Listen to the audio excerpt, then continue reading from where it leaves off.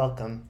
Today's presentation is Understanding Mobility and about how to become more mobile and stronger at the same time.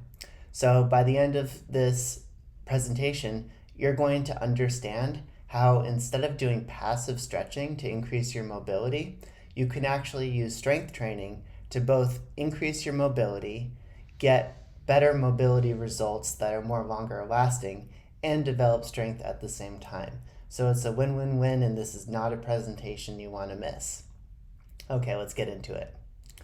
Okay, so most people think that passive stretching like this is the best way to build mobility. And for a long time, I thought that too, until I did it a lot and it didn't work.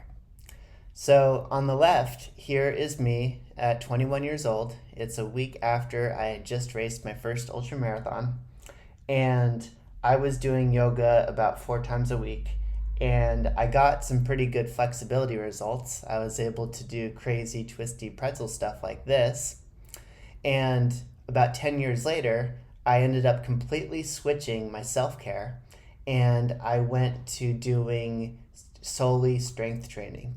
And today I'm going to explain my journey and how I made the switch and why exactly I made the switch and how I'm getting much better results today than when I did yoga 4 to 5 times a week. Okay, so before I was a personal trainer, I was actually a massage therapist. And I went to massage therapy school because I didn't want to do all the schooling associated with physical therapy and chiropractic. But as a massage therapist, I went around to take a lot of the workshops that were available to PTs and chiros. And one of the most well-known popular workshops is called the SFMA, and it's mostly PTs and some chiros there. Now what the SFMA does is it breaks down at every joint where your mobility and stability issues are. The way it does that is it starts with a top tier of 7 different movement patterns, which you can see on the screen here. And from there, where you have issues, you break it down into smaller bits and pieces. So for example, if you can't touch your toes well, the question would be, is it a hip issue? Is it a core stability issue? Is it a ankle issue, etc.? And from there, you can figure out exactly which joints have the issues at. And even though I was doing yoga 4 to 5 times a week, I completely failed this assessment. And what I also realized was that yoga wasn't fixing my mobility and stability problems. The things that existed when I started yoga were the same things that existed years later after doing a consistent yoga practice. So that was the first light bulb moment for me when I realized that maybe yoga wasn't the best way to build better mobility. Now, I'm not trying to discourage anybody from doing yoga, but my point is that you can get better results for your mobility doing calculated strength training as opposed to stretching for hours a day and many hours a week. Okay, so let's talk a little bit about mobility, because there's huge misunderstandings out there about what creates mobility and why our bodies lose mobility. And it's really easy to see on platforms like Instagram, where you have all these PTs and personal trainers showing joint mobilizations that are just playing around with one joint. So for example, they will move their hip around while they're lying on the ground, which won't actually increase mobility. And here's the model I'm going to use to explain this concept. So our body is a sequence of more stable structures followed by more mobile structures. So some joints aren't designed to move very much, they're designed to be stable. And then the structure on top of that or next to that is designed to be more mobile and move around. And if you think about it, it makes a lot of sense. So if you're going to have a mobile structure on something, of course you want a stable structure underneath it. So our bodies are a sequence of stable structures followed by mobile structures. So how do our bodies lose mobility? How do those structures that are supposed to be mobile all of a sudden become immobile. So let's look at, for example, the foot and ankle complex. You'll see that the foot is designed to be a more stable structure, and the ankle on top is designed to be a more mobile structure.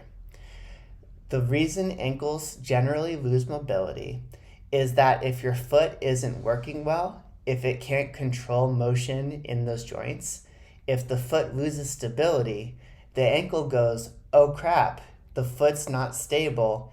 I need to create more stability to make up for a lack of stability in the foot. And what more stability looks like is a decrease in mobility. So the ankle is smart.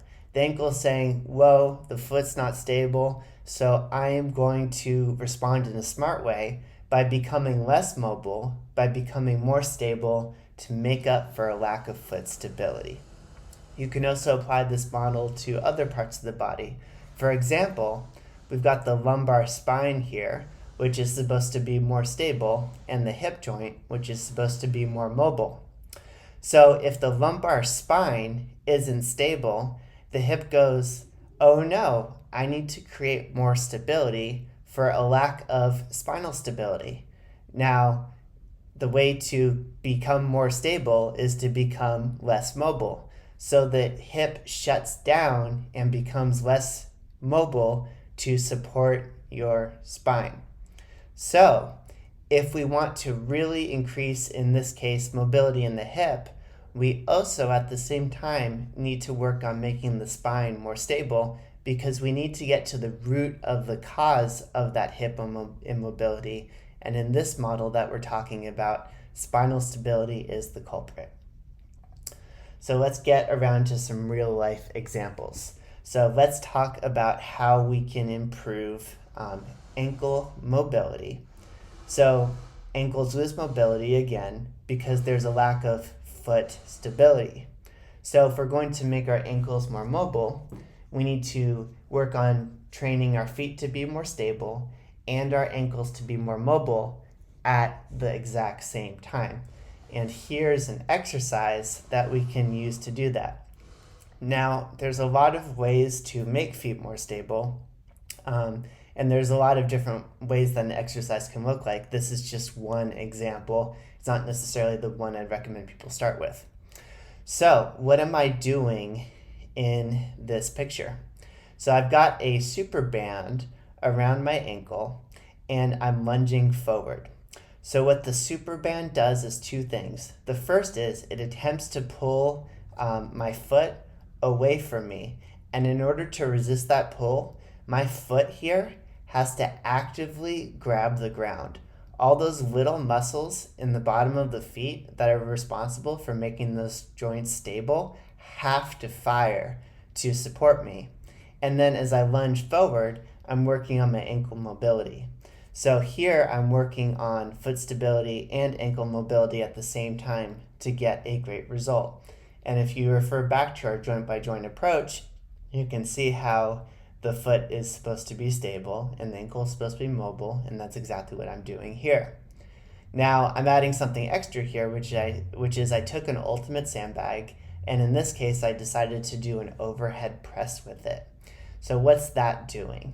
So essentially, when I press this bag up and I pull apart on the handles, what it does is it forces my spine to become more stable to resist the long lever arm of the sandbag. So what I'm doing is I'm enhancing lumbar spine stability. So not only am I working on foot stability and ankle mobility, I'm also working on spine stability. And if you look at my hips here, I'm also working on hip mobility at the same time.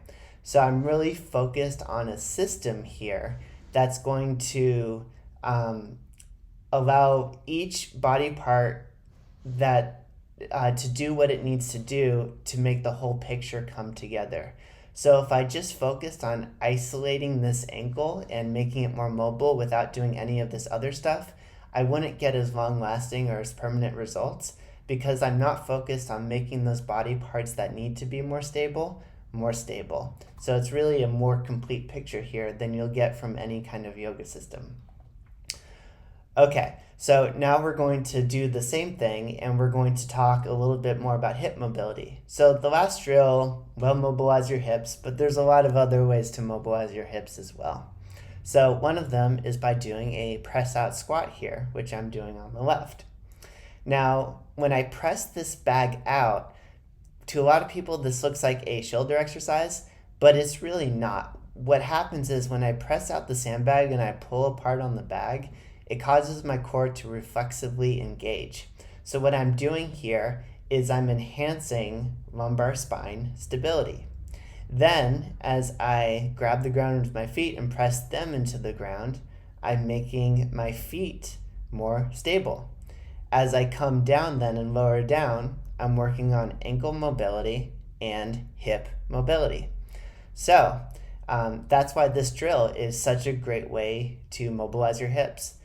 Now, there's a lot of other ways you want to mobilize your hips as well. You can mobilize them in extension and internal and external rotation, but this is a fantastic way to mobilize your hips, and it's going to work so much better than things like this, because what you're really doing when you're doing this passive stretch is you're just trying to mobilize that hip joint.